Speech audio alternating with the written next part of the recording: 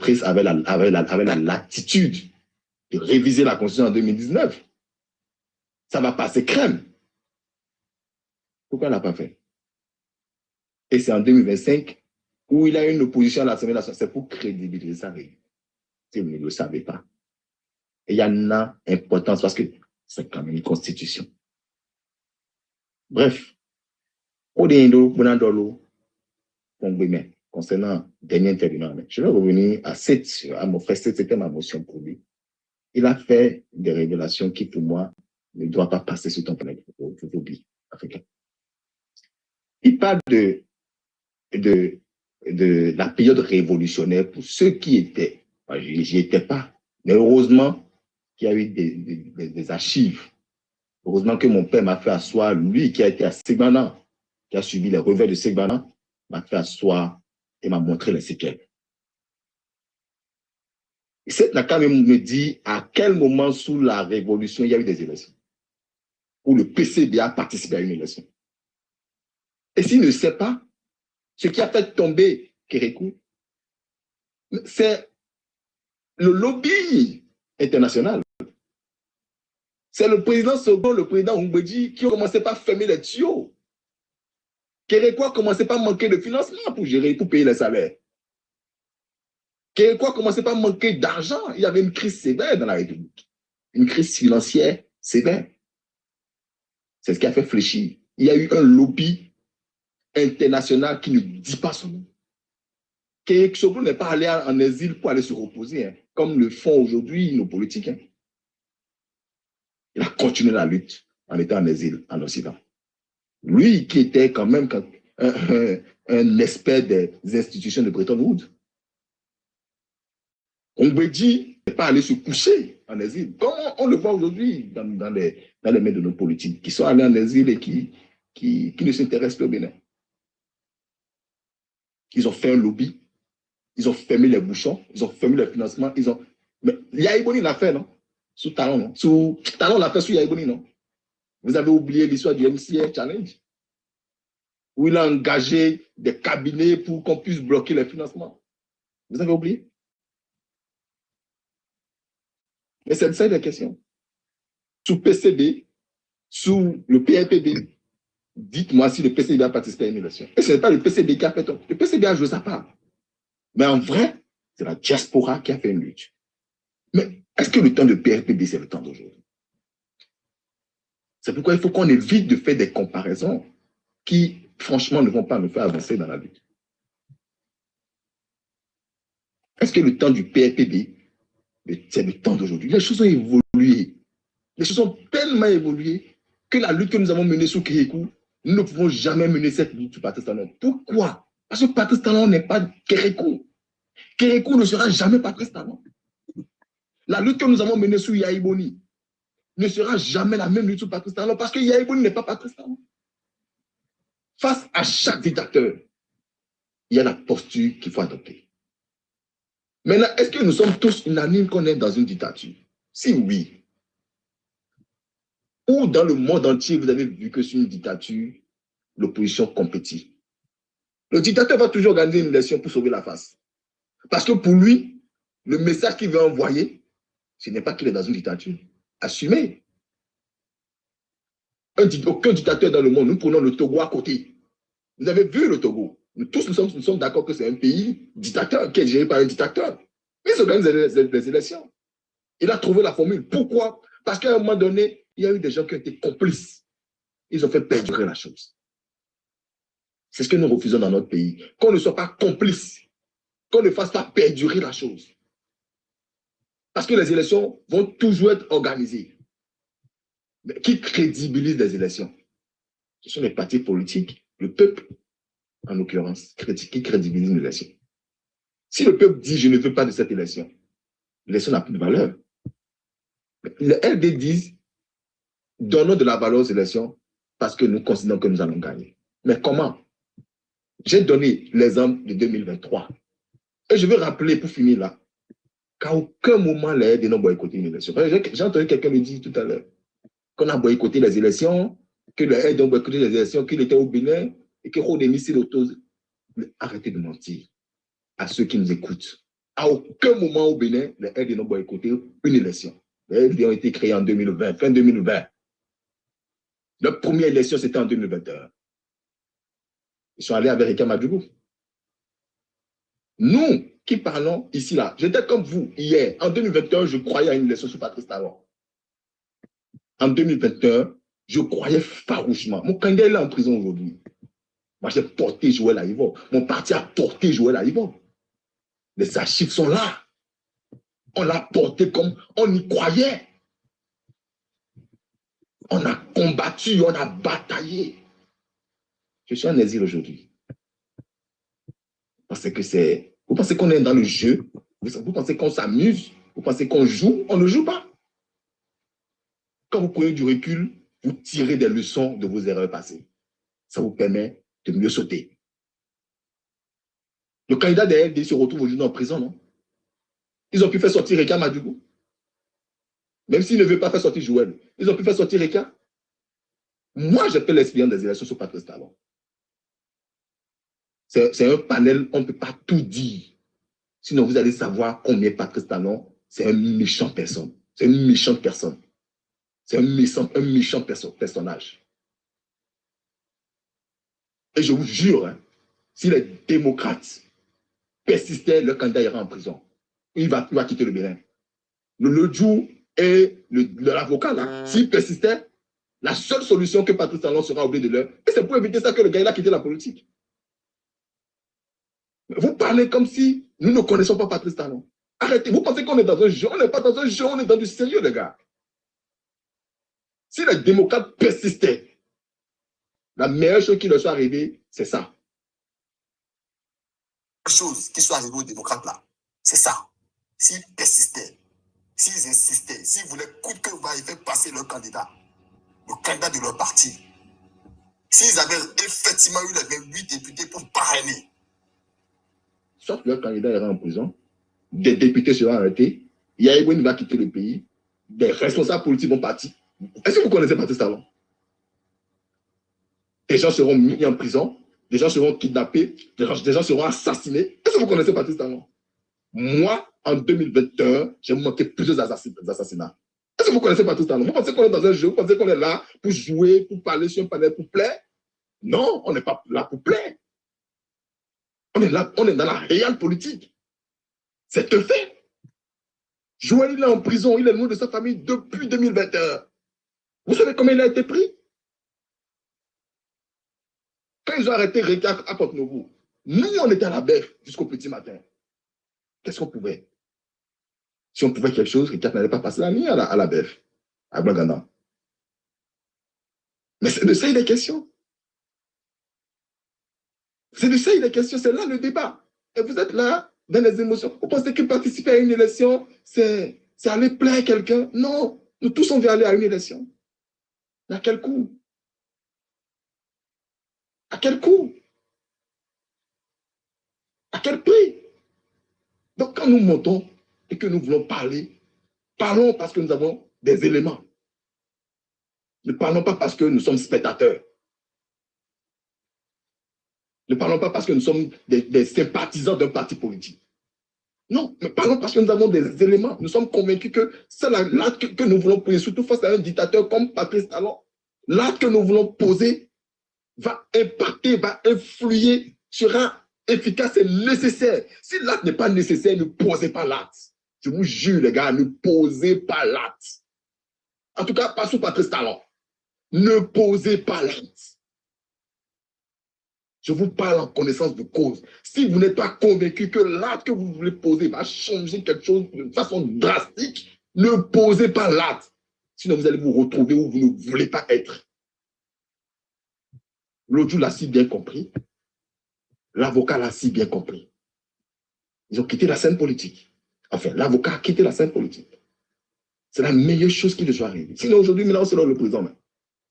Kabila lui a dit, Kabila le fini. Pourquoi? Parce que nous avons donné l'âme qu'il faut à Patrice Talon pour nous abattre.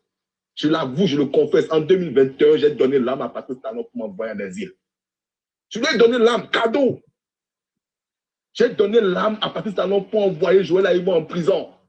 Je lui ai donné l'âme. Mais comme nous nous sommes conscients que la lutte, c'était d'abord pour nous. On ne se plaint pas. On reste digne. Est-ce que vous avez jamais vu Joël se plaindre, se lamenter, se pleurnicher sur son sort? Non. Parce que la lutte, c'est d'abord nous. On le faisait d'abord pour nos convictions. On était convaincus qu'on pouvait restaurer la démocratie béninoise dans les urnes.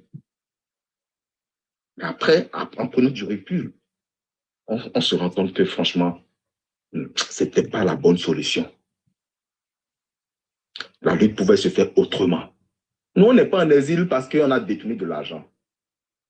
On n'est pas en exil parce que la criette a remarqué qu'on a eu des problèmes financiers. Non. Joël n'est pas en prison parce qu'il a détourné de l'argent à la FADESP. Il a été douanier de la FADESP pendant longtemps. Ils ont voulu lui coller tous les noms. Donc, comprenez que son seul problème a été parce qu'il a décidé de compétir face à Patrice Talon. Ça a été son seul problème. Son QG à Fridjosé était infiltré. Talon a fait déplacer les services de renseignement à côté de son QG à Fridjosé. Nous, on ne l'a jamais su. Tout ce qu'il y avait comme réunion à Fridjosé était enregistré à la présidence. Ça, c'est des faits. Parce qu'on a décidé d'aller aux élections sous Patrice Talon. Et vous voulez que nous autres, là, nous puissions encourager les démocrates dans ça. Parce que quoi? Parce que quoi? Les démocrates savent pourquoi ils vont aux élections. Ça, ce n'est pas une lutte. Je suis désolé. Quand quelqu'un dit chacun mette la lutte de sa fonction, à sa façon, ça, ce n'est pas une lutte. Aller à une élection n'est pas une lutte. Dans une démocratie, à une élection, c'est un devoir. Ce n'est pas une lutte. Ce n'est pas une lutte. Aller à une élection dans une démocratie, c'est un droit qu'on a su. On se présente parce qu'on a un projet pour changer la vie du citoyen, du peuple. On a une offre politique viable, rentable pour le peuple. Ce n'est pas une lutte. Bien africain, merci. Ok, merci beaucoup. Avant de permettre d'autres motions, je vais juste vérifier avec Monsieur Magnifique, parce qu'il était là, ça fait un bon moment, il n'a pas pris la parole. Monsieur Magnifique, est-ce que vous êtes encore là? Oui, je suis là, je vous écoute. Donnez-moi 5 minutes, je vais revenir. Ok, c'est bon. Donc, on va faire circuler les motions. Avant, Tim. Georges, est-ce que tu as un mot à placer parce que tu as pris la parole, ça fait un moment? Laissez-moi finir ma partie. Ah, ok, c'est bon. Donc, on va aller avec la motion de Tim alors.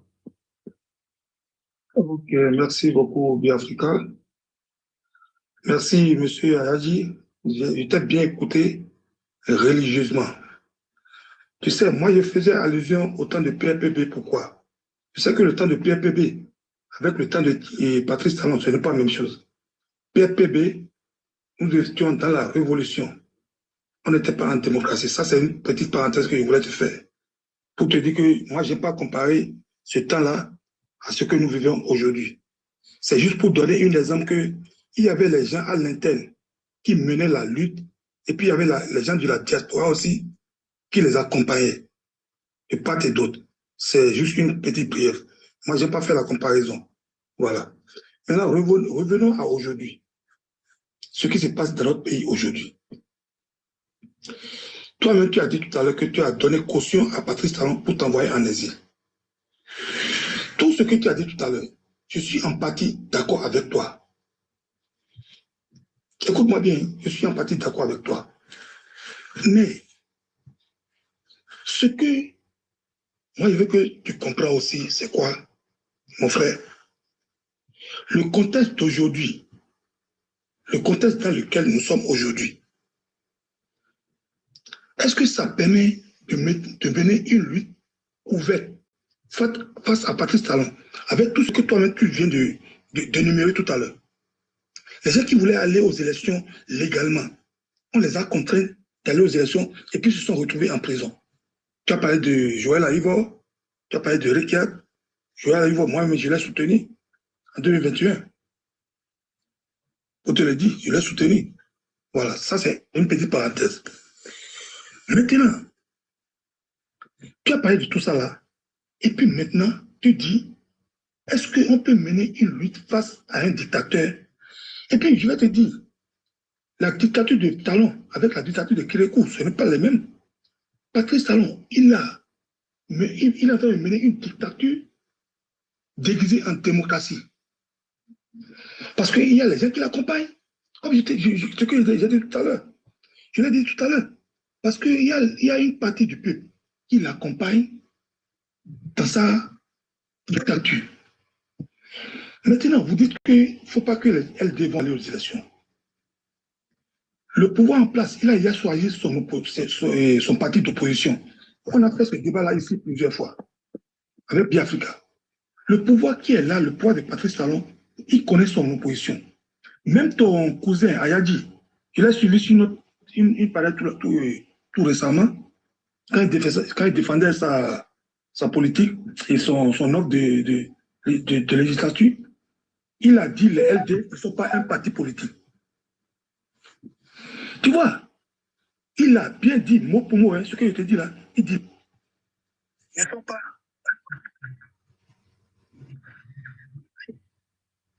Est-ce que moi je veux que vous compreniez? Attends, je vais terminer. Nous sommes dans la même dynamique. Et puis lui, c'est un soutien du pouvoir. Il a dit les LD ne sont pas un parti politique. Donc pour eux, le parti politique d'opposition, c'est le FCBE. Donc ça veut dire quoi? Ça veut dire que si les LD ne vont pas aux élections aujourd'hui, ce qu'ils veulent faire, ils vont le faire et puis ils vont le valider. Parce que sur papier, c'est FCBE qui est leur opposant, le parti d'opposition. Donc, si les LD sont présents aujourd'hui, c'est parce que les LD sont en train de mener une lutte à leur manière. Tu veux qu'on se comprenne? Donc, ça n'empêche. À Zanaï, j'ai toujours partagé certaines de sa position. Même si je ne soutiens pas tout de ce qu'il dit. À Zanaï, il a dit qu'il mène une résistance. Mais les LD, s'ils vont à l'élection, ça n'empêche pas la résistance aussi de mener ses actions. C'est tout ce que moi je veux dire. Pour te dire que chacun peut mener la lutte selon ses conditions, selon chacun, la façon dont il comprend les choses. Oui, Monsieur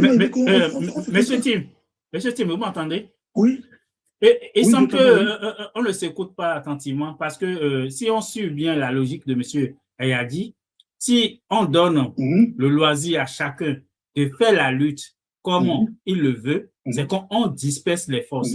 Et le peuple qui attend de nous un message clair pour avancer, le peuple ne se retrouve pas. C'est ça qui fait que depuis 2019, l'opposition fait du surplace parce qu'on n'a pas un message unique. Le message n'est pas lisible pour la population. Certains disent on va aller aux élections, d'autres disent non, on ne va pas aux élections. Donc, pour la population, les gens ne se retrouvent pas.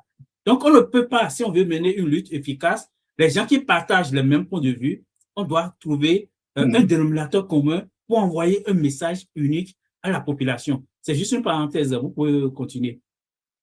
Ok, merci bien. Tu sais, ce que tu viens de dire là, porte-parole, il a donné la réponse là tout à l'heure. Je ne sais pas si tu l'as suivi. Porte-parole, Marie qui parle l'enfant, il a donné cette réponse-là. Il a dit en 2019, quand les FCBE d'alors, et bon, oui, les FCBE n'étaient pas allés aux élections. Les gens ont traité l'opposition de tous les noms. On les a insultés de tous les noms. Vous croyez que les LD, si se sont recomposés en 2020 pour composer le LD là, c'est parce que le peuple en a marre. Le peuple voit que là où on les conduit là, donc il faut quelqu'un pour faire face à ça. Tu sais, Biafrica, moi, dans la plupart des pays africains, que moi j'observe leur politique, l'opposition est toujours divisée. L'opposition, tu ne vas jamais voir une opposition rassemblée comme ça. Même la preuve chez nous aussi. Quand les gens étaient opposés avec Yahya Boni, est-ce qu'il y a l'Union fait la nation qu'ils ont organisée? C'était les partis politiques dispersés. C'est ça, ils ont organisé l'Union fait la nation pour aller contre Yahya Poni. Qu'est-ce que moi, je veux dire par là? Sinon, on se comprend, je l'ai bien compris. Et puis toi aussi, je t'ai bien compris. Mais le fait que l'opposition est divisée, chacun mène les luttes de son côté. Vous allez voir, quand pour quelqu'un va prospérer, c'est dans ça les autres vont les rallier. C'est ça, moi, je veux qu'on comprenne. Parce que si les LD refusent aujourd'hui d'aller aux élections, ils ne sont pas allés aux élections, c'est le même peuple-là qui vont les insulter, qui vont les traiter de tous les noms qui sont complices. Et puis, ils les ont abandonnés à leur sort. Donc, moi, je pense que si les LD n'allaient pas aux élections, cette fois-ci-là, le LD, il risque de disparaître même. Okay. Ça risque de disparaître parce que les LD... Ok, une minute pour terminer, monsieur Tim. Oui, je vais terminer. Ils se sont composés parce que pour dire, on va mener la lutte du peuple à votre place.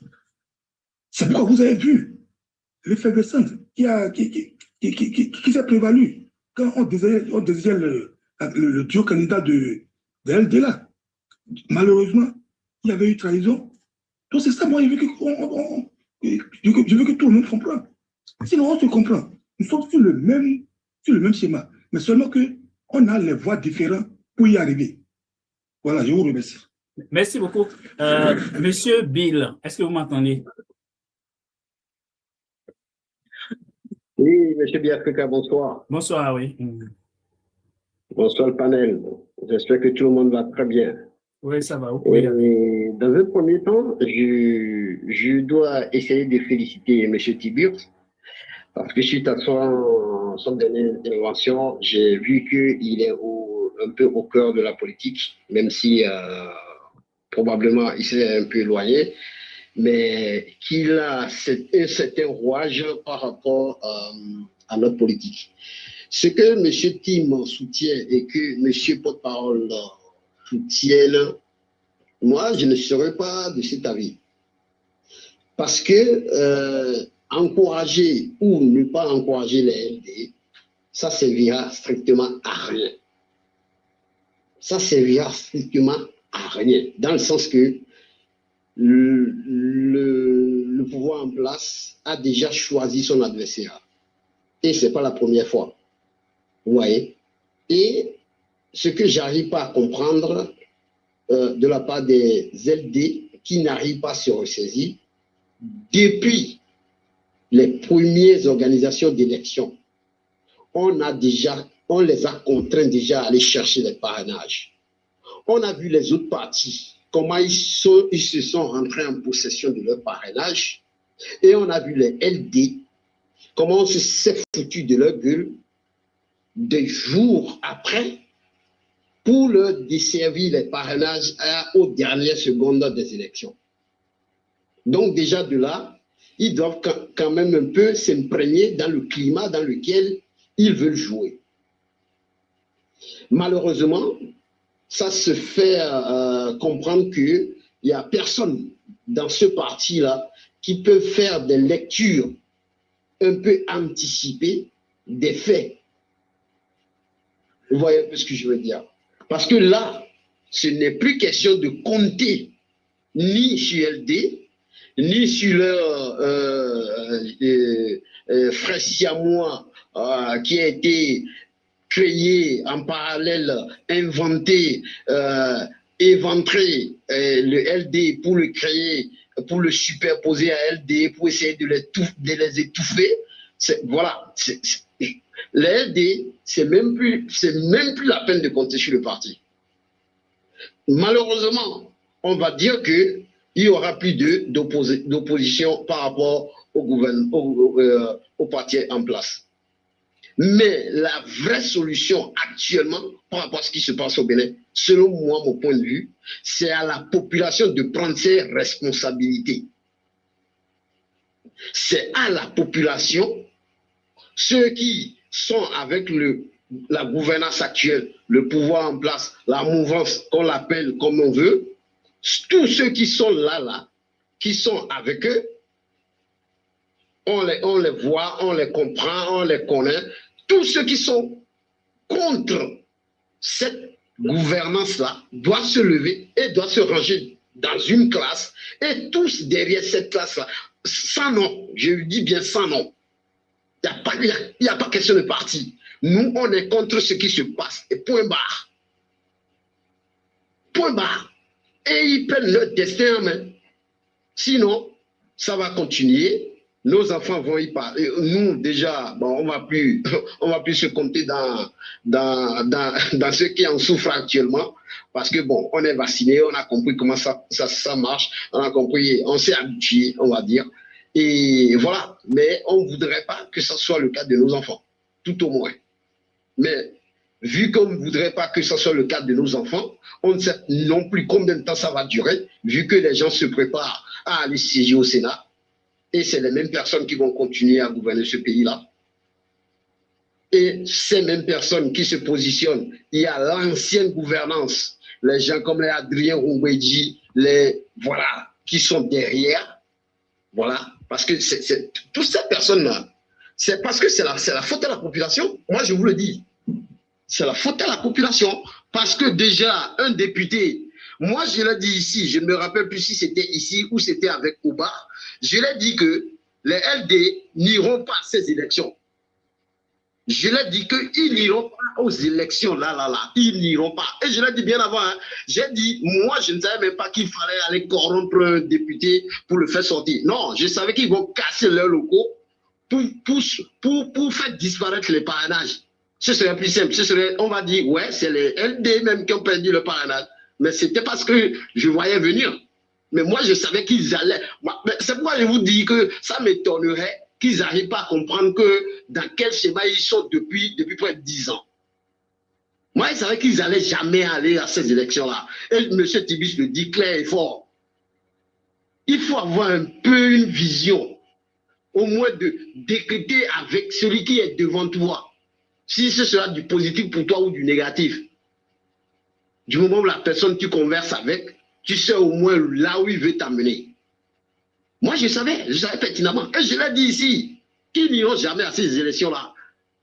J'ai même donné les gens. J'ai dit, on va casser leurs locaux pour faire disparaître les parrainages. Je ne sais pas parce qu'ils ont entendu ça et ils ont fait le plan B. En tout cas, moi, je savais qu'ils n'allaient jamais y aller. Et ça s'est vu.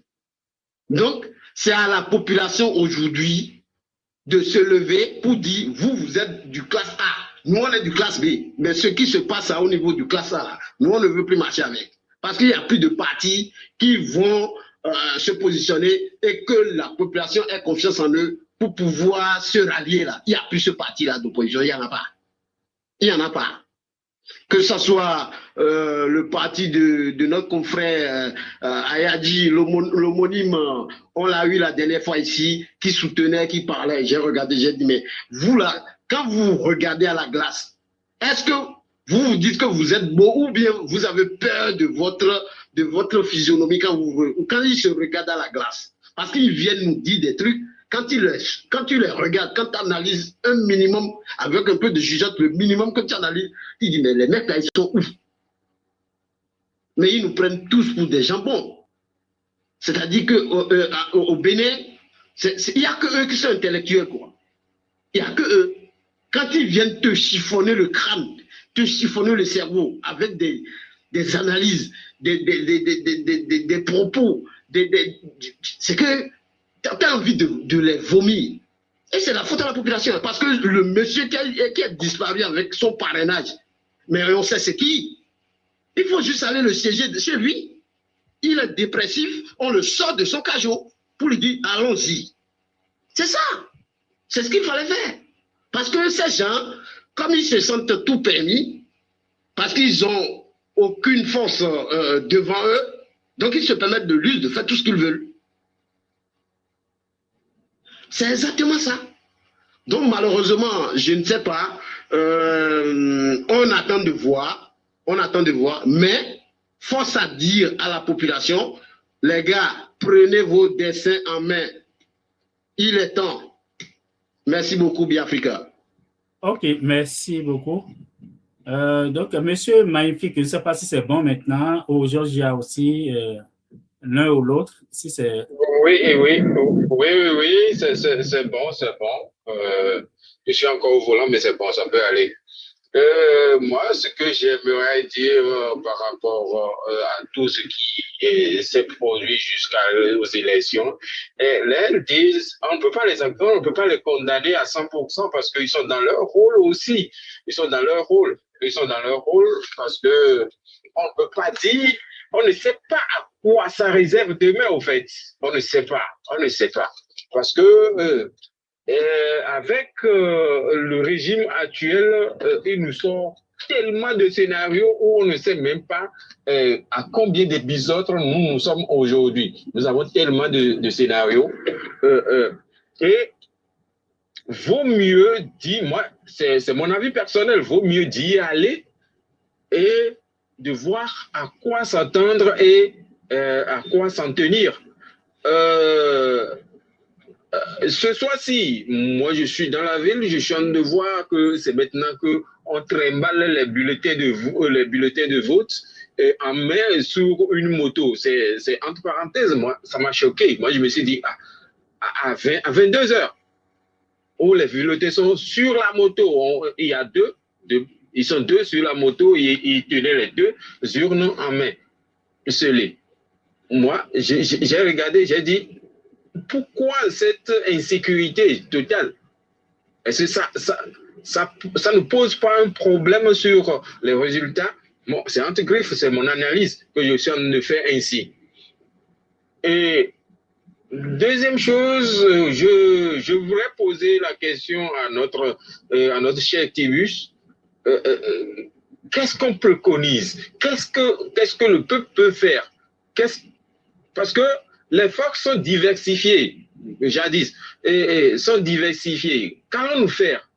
Parce que le peuple attend toujours un leader. Parce que nous n'avons pas de leader jusqu'à présent.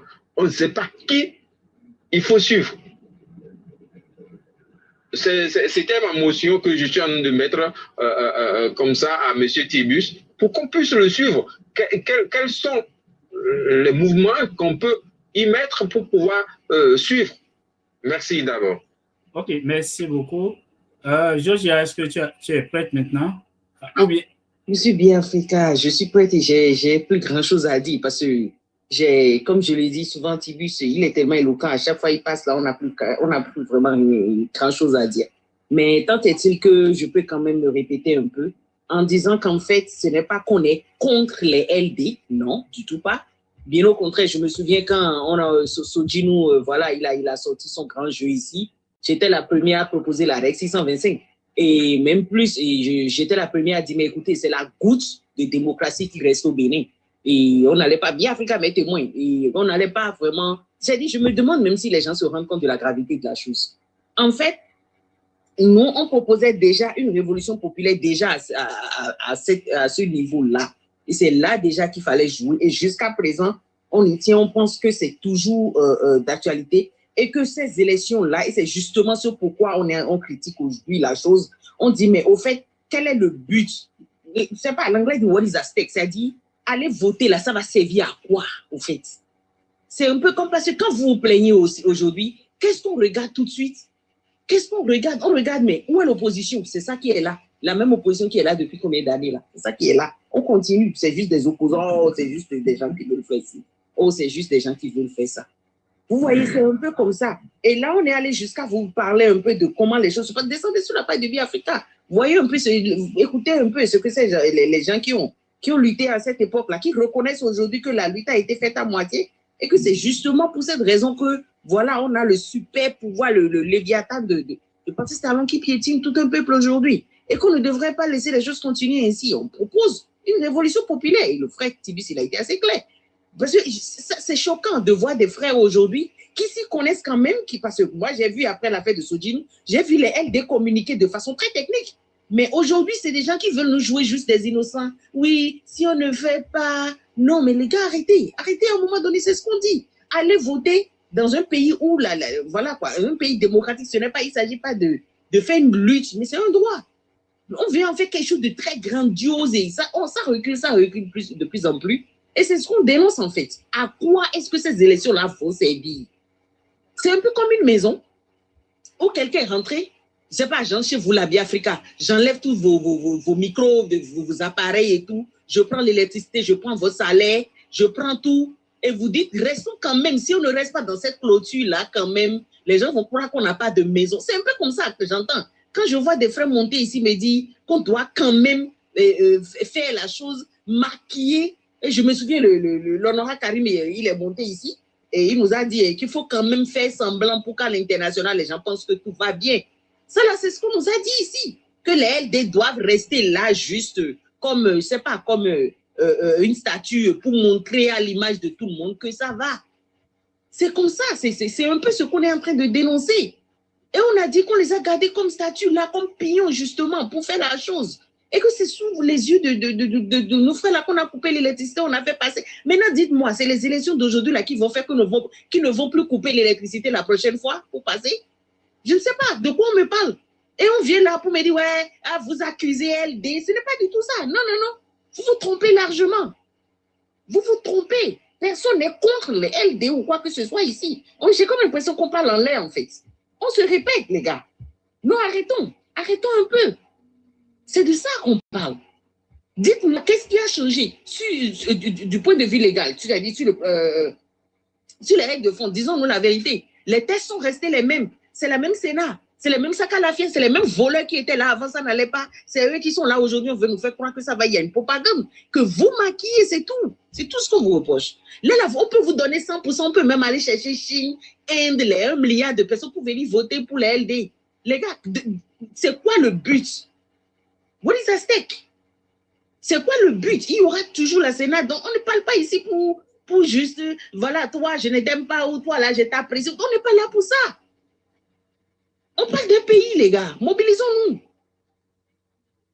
Donc, à un moment donné, arrêtons de nous foutre des gens. Et nous savons ce qu'il faut faire. Maintenant, venez ici dire non, vous devez laisser les gens faire ceci. Vous devez. C'est pas nous, on ne tient pas vos mains. Hein. On ne tient pas vos mains. Là, notre démocratie est morte. Et vous la maquillez. C'est ce qu'on est en train de nous dire. Et nous savons ce qu'il faut faire. Nous savons tous ce qu'il faut faire. Et comme je le disais tout à l'heure, on a vu des vidéos de Yahi Boni qui savait très bien, il disait très bien les mots. Aujourd'hui, il se tait peint. Et là, l'autre me dit, voilà, et il y a un frère, voilà, le frère éducation. Lui, il a dit les choses crues tout à l'heure. J'ai trop aimé son intervention. Il a sorti les bons baies. J'ai capté ça, hein, mon frère. T'inquiète pas, je republie vite fait. Ça, là, moi, je suis trop forte dans ça. Les gars, à un moment donné, disons-nous la vérité, les gars. Ça ne va pas. On ne va pas me dire que c'est une lutte que de faire de la figurine. No way. Alors, non. C'est de l'hypocrisie, tout simplement, ce qu'on nous vend. Vous pouvez avoir 100 sur 100 sur tout. Vous allez faire quoi? C'est de la coquille vide. Vous êtes dans une clôture. On a enlevé l'électricité, l'eau. Je ne sais pas, vos habits, on a pris votre salaire, le frigo est vide. Et vous me dites quand même, restons dedans pour montrer aux gens qu'on est dans une maison. C'est ce qu'on est en train de me dire. On est en train de vous mettre un Sénat à la tête, là. Les gars, vous ne voyez pas ou bien c'est nous seuls, là. À un moment donné, réfléchissons. Et on ne l'a pas fait sans vous. C'est sous vos yeux qu'on l'a fait. Donc, à un moment donné, arrêtons l'hypocrisie, les gars. Mobilisons-nous, c'est tout ce qu'on demande. Merci, M. Biafrica. Ok, merci beaucoup. Peut-être, je vais permettre d'abord à Tibus de réagir à la question de Magnifique. Et après, on va demander à la dernière personne qui est montée sur le panel de prendre la parole. Merci, Faux Biafrica.